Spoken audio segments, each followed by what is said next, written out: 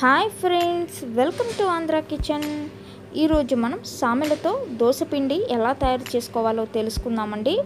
అందుకోసం ముందుగా మనం 2 గ్లాసుల సామెలు తీసుకోవాలి. 2 గ్లాసుల సామెలకి 1 గ్లాస్ మినప్పప్పు తీసుకోవాలి.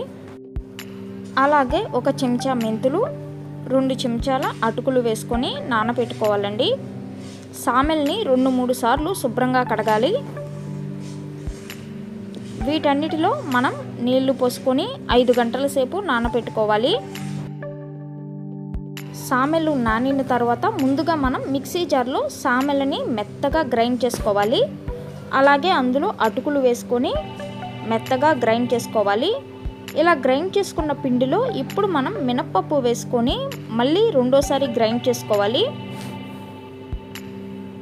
ఈ పిండిని ఒక గిన్నెలోకి తీసుకొని పులవనివ్వాలండి. ఒక పూట మనం పిండిని పక్కన పెట్టేసుకోవాలి. పిండి బాగా పులిసింది కదా, ఇప్పుడు ఇందులో మనం రుచికి తగినంత ఉప్పు అలాగే నీళ్లు పోసుకొని బాగా కలుపుకోవాలి.